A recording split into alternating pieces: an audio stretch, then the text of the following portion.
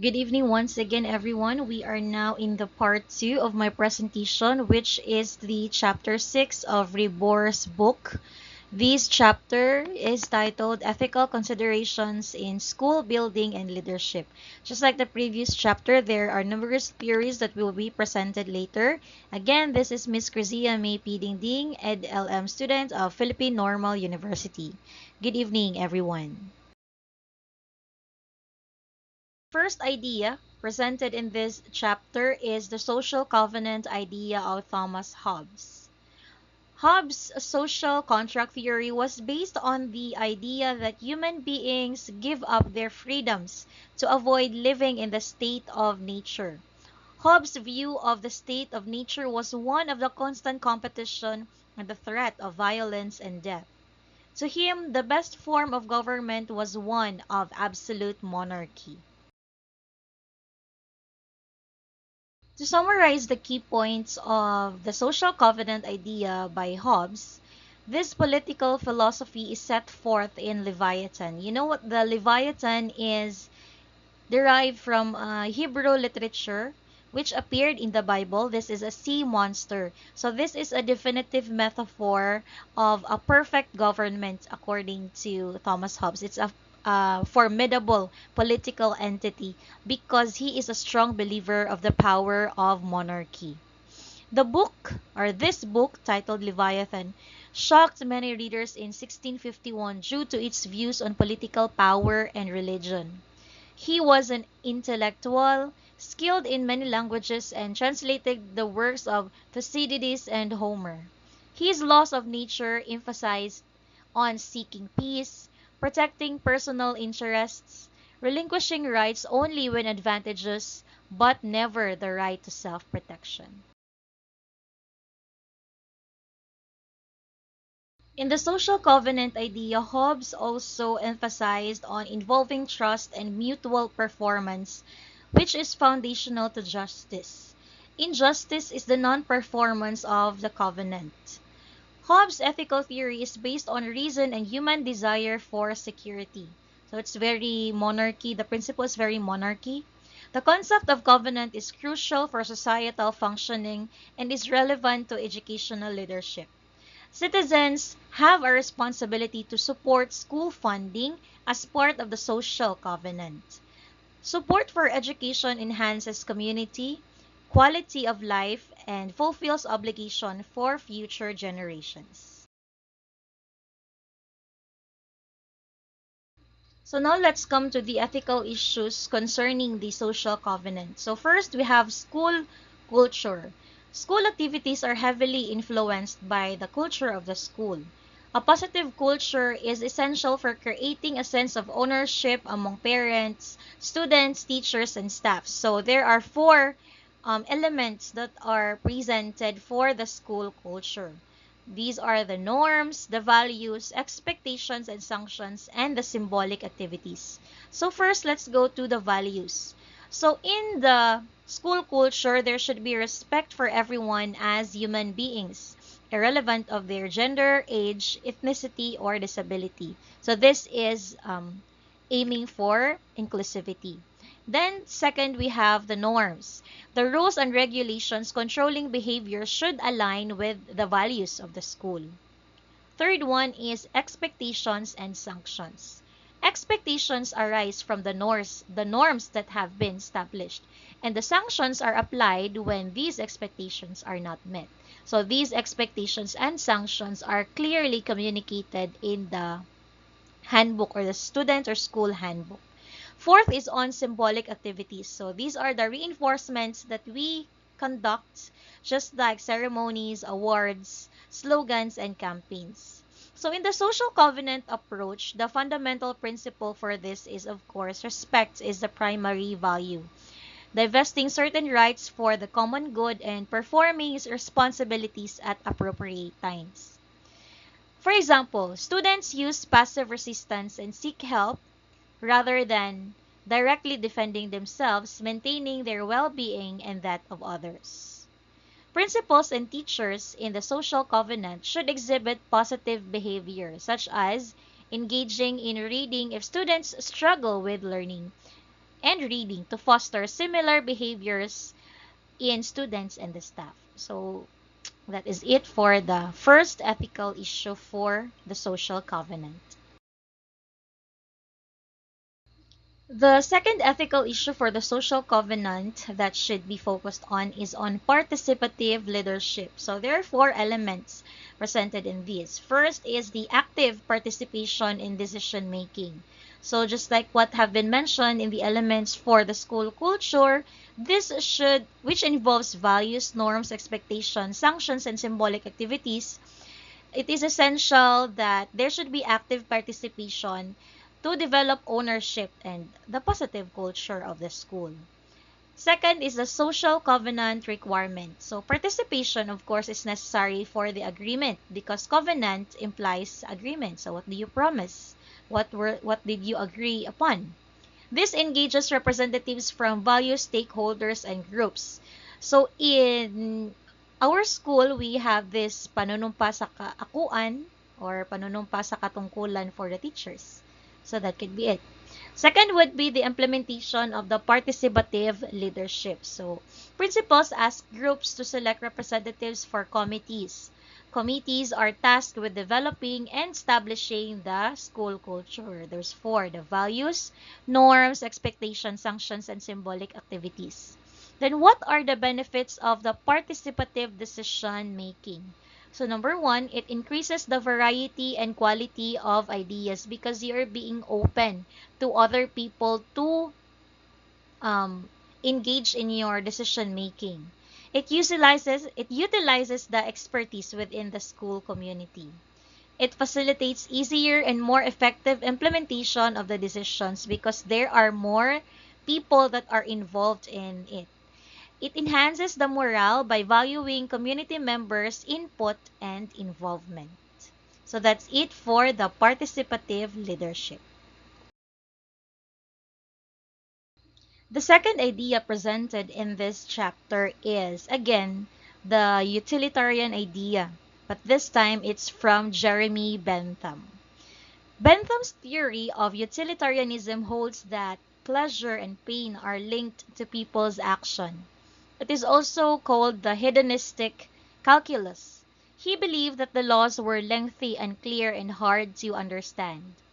He said that the ethical value is judged by the degree to which actions contribute to happiness.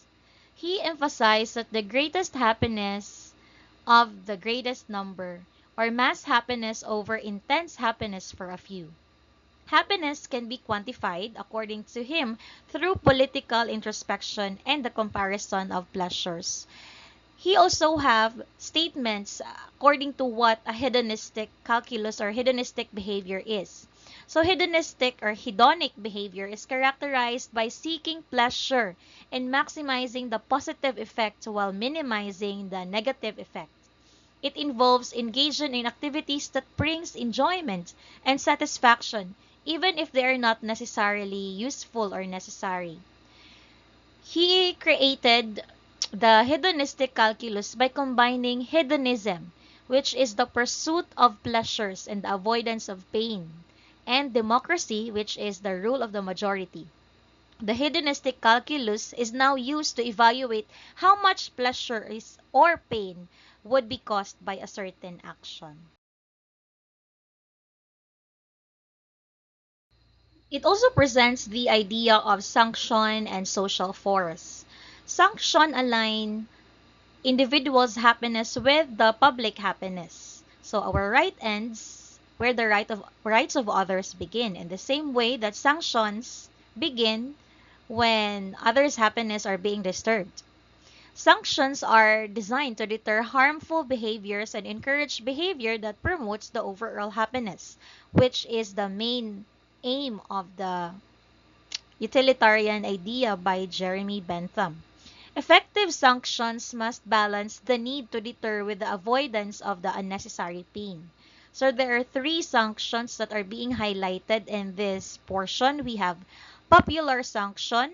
These are imposed by the society at large.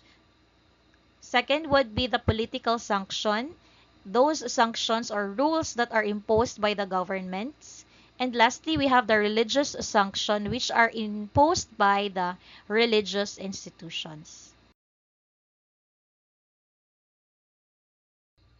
So how could these principles be manifested in a school administrations? So let's start first with the sanctions. Sanctions are essential for maintaining order in schools and ensuring a conducive learning environment.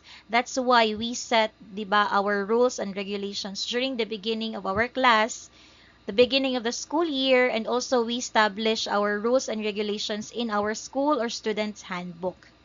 The proper use of sanctions involves deterring inappropriate behavior while avoiding excessive punishment. That's why it is being emphasized or clarified as to the first offense, second offense, and so on. Sanctions should be accompanied by individual counseling of students and consultations with parents to address the underlying issues.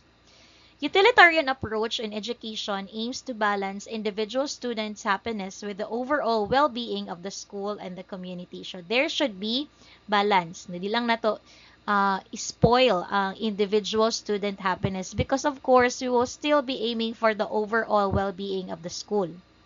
Effective sanctions should promote collective happiness by deterring those disruptive behaviors, thus ensuring a positive and productive school culture. So administrators and teachers must apply these sanctions fairly and justly, ensuring that they contribute to the greater good while also respecting the individual rights of the students. So what are the ethical issues that should be considered in the utilitarianism idea of Bentham in schools district? So we have there three: the balancing individual behavior and welfare, the role of students and family services, and the justification for sanctions. Now, to balance the individual behavior and welfare, there should be a constant need to balance individual students' behavior with the welfare of the entire student body. So our rules and regulations should not be biased. No, it should be based on or for the entire student body. Particularly critical in schools with violent behaviors. Both disruptive and positive behaviors significantly impact the school climate. The role of student and family services. These services can provide much negative behavior, but not all.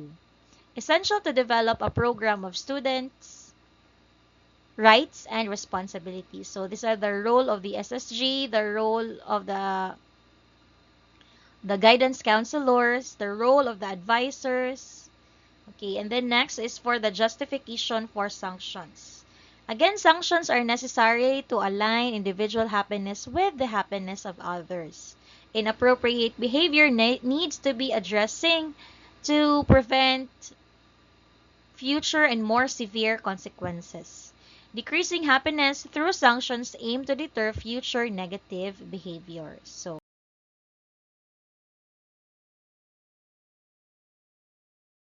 So presented in this table, according to Ribor, in this chapter, is the possible responses to many different kinds of behaviors or events that might occur in school with regards to the behavior or the conduct of the students. So we have here several examples on the first column, and then on the second column, what are the minimum responses maybe for the first offense and for the maximum response for the maybe the third offense or the final offense.